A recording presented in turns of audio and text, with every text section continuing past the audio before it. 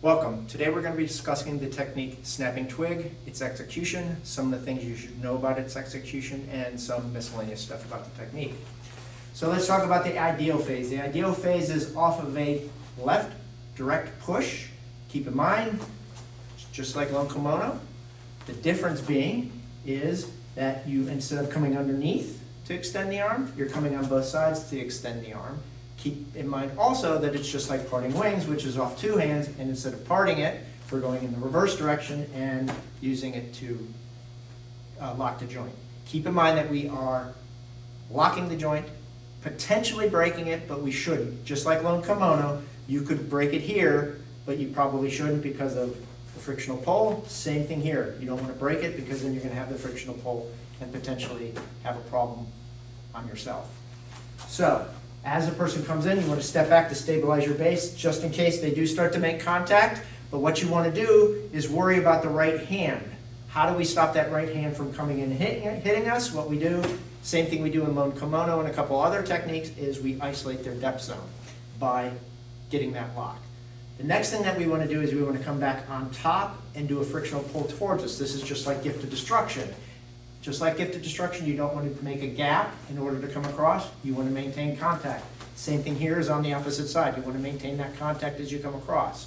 Then you're going to do a frictional pull into the heel palm. Just like we do in gift of destruction, we're doing a frictional pull to hit. That's a grabbing frictional pull. This is the same thing. We're going to pull them in and hit with the hand sword. What the hand sword is going to do is going to gauge for our next maneuver. So what's happening here is as I begin to do the pull, I don't want to let him come and headbutt me. I also don't want to stop him way out here. What I want to do is make sure that what's happening is I get him just to the right distance where I can hit him with the next motion. But there's a problem that might happen here. If I don't do this on the proper angle and I begin to throw this way, I'm going to start an orbit that's going to reorbit back to hit me. So this is just like we were talking about with gift of destruction. It comes down at an angle this way. Same thing here. It comes down at that exact same angle this way. And then you're going to do a push-pull into the chop. This is very similar to what's going on in the triggered salute to where he's running into it. Except now you are creating that running into rather than him creating it. So we get to this point again. We do the frictional pull. We get engaged. Now what we're going to be doing is raking right across the bridge of the nose. What you don't want to do is rake and then make a circle, because what you're going to do is create a pass line that's going to hit you. What you want to do is rake and leave the hand here. You want to send all that blood, if you're going to be sending any blood, over that way. You don't want to try and send it down to the bottom here. What you want to do is rake over that way. Then what we want to do is we want to take this elbow, close the distance on this opponent, and then hit him with the side of our elbow. This is what's called ratcheting. We are not doing that. We are going one, and then closing our distance to go towards them. Very similar to what we're doing in gathering clouds. When we do the low version of this, this is the high version of this.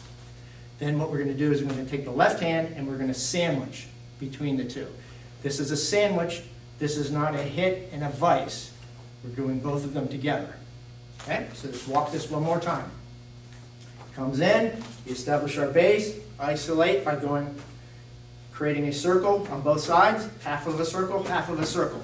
Come over the top, don't gap, come straight over the top, push and pull, gauge them into where you want them to be, turn into that forward bow, hit, send the blood off that way, do not pull the hand back, ratchet forward, and sandwich, and you can potentially cross out if you wish.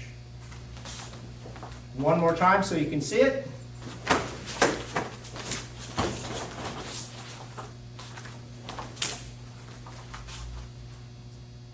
Hope this video helps you. Thank you very much.